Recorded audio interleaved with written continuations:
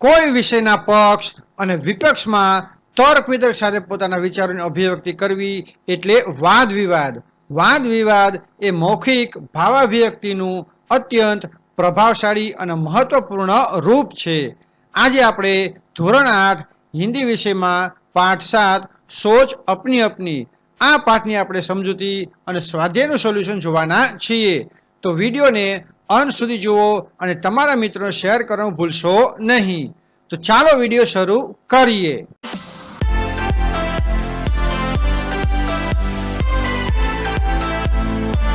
नीचे दिए गए चित्रों को ध्यान से देखिए, फिर उन पर आधारित प्रश्नों पर कक्षा में वाद विवाद करवाइए. प्रश्न नंबर 1, दोनों चित्रों में क्या अंतर है? तो जवाब लखीशु. पहला चित्र है वो गांव का है, जहां प्राकृतिक वातावरण, तालाब, पेड़ पौधे और शांति है. दूसरे चित्र में शहर का दृश्य है, जहां भीड़, वाहन, इमारतें और भाग दौड़ दिखाई देती है. प्रश्न नंबर 2, गांव और नगर के जीवन में क्या अंतर है और किसका जीवन आकर्षक लगता है और क्यों? गांव में साफ सुथरा शुद्ध वातावरण, सादगी और शांति होती है. शहर में सुविधाएं, तकनीक, शिक्षा, स्वास्थ्य, लेकिन भीड़ और प्रदूषण भी होता है. यदि शांतिपूर्ण जीवन पसंद है तो गांव आकर्षक लगेगा. यदि सुविधाएं और आधुनिकता पसंद है तो शहर आकर्षक लगेगा. नंबर 3, क्या तालाब का जल पीने के योग्य है? यदि नहीं तो क्यों? आजकल तालाब का जल प्रदूषण की वजह से पीने योग्य नहीं होता है, क्योंकि उसमें गंदगी, रोगाणु और रासायनिक पदार्थ मिल सकते हैं. नवा प्रश्न જોઈએ. नीचे दिए गए हुए मुद्दों के आधार पर विज्ञान, वरदान या अभिशाप इस विषय के पक्ष में. नवा प्रश्न જોઈએ. नीचे दिए हुए मुद्दों के आधार पर विज्ञान, वरदान या अभिशाप इस विषय के एक पक्ष पर अपने विचार कारण सहित प्रस्तुत कीजिए. तो અહીંયા વિજ્ઞાન છે એ વરદાન છે કે અભિશાપ તેના વિશે આપણે લખવાનું છે. विज्ञान एक वरदान है क्योंकि इससे जीवन आसान, सुविधाजनक और सुरक्षित बना है. बिजली, दवा, कंप्यूटर, यातायात आदि से बहुत फायदा हुआ है. हालांकि विज्ञान के गलत उपयोग से प्रदूषण, परमाणु बम, शारीरिक नुकसान आदि समस्याएं भी होती है. नवा प्रश्न, कौन शक्तिशाली है, कलम या तलवार? अपने विचार कारण सहित बताइए.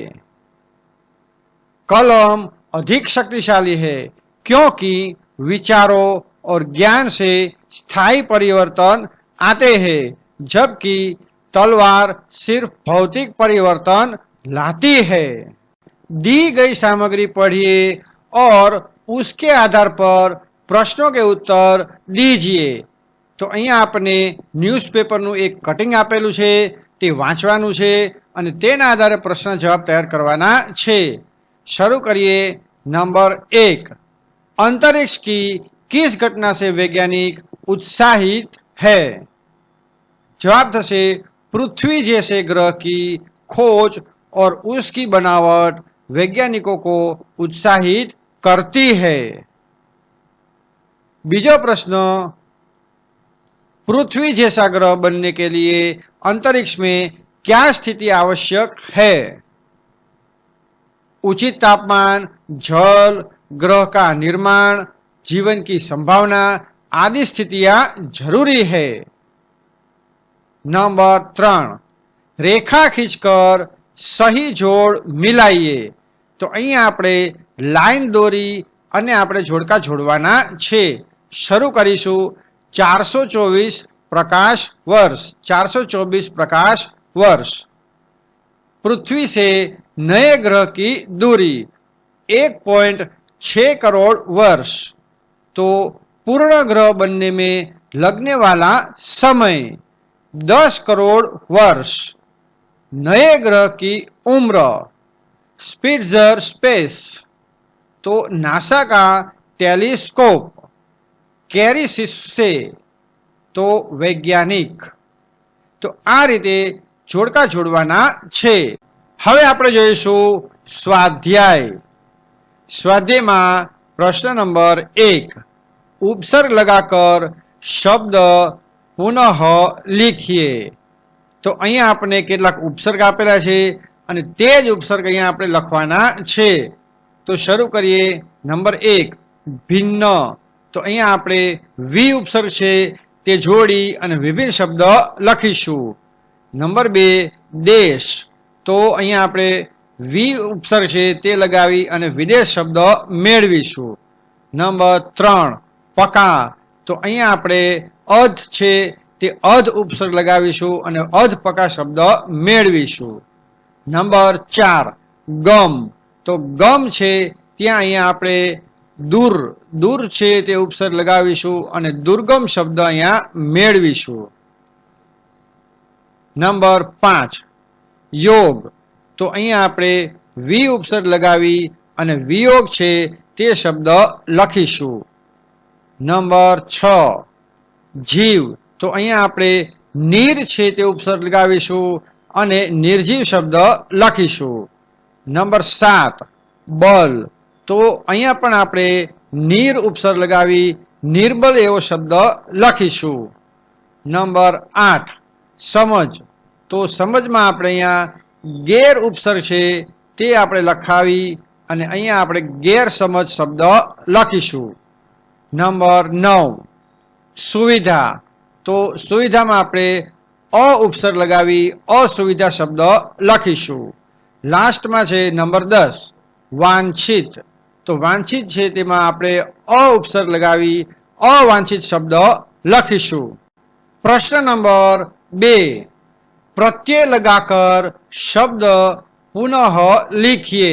तो अहींया आपणे जोईए तो ई, ता, ईट अने ईक एम कुल 4 प्रत्यय आपणे आपेला छे अने तेना आधारे बधा जवाब तैयार करवाना छे.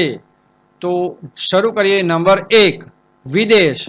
तो विदेश में आपणे ई प्रत्यय लगावी अने विदेशी एवो आपणे शब्द लखीशुं.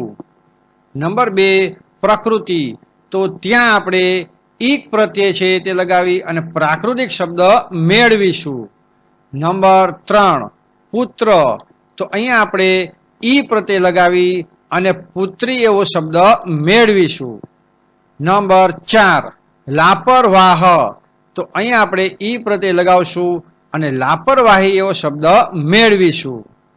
नंबर 5, चंचल. तो अहींया आपणे ता प्रत्यय लगावीशुं अने चंचलता एवो शब्द लखीशुं. नंबर 6, यंत्र. तो अहींया आपणे ईक प्रत्यय लगावी अने यांत्रिक एवो शब्द लखीशुं. नंबर 7, मानव. तो अहींया आपणे ता प्रत्यय लगावीशुं अने मानवता एवो शब्द लखीशुं. नंबर 8, हंस. तो हंसनी जग्याए आपणे आगळ ई प्रत्यय लगावी अने हसी एवो शब्द मेळवीशुं. प्रश्न नंबर 3, चित्र के आधार पर काव्य की रचना कीजिए.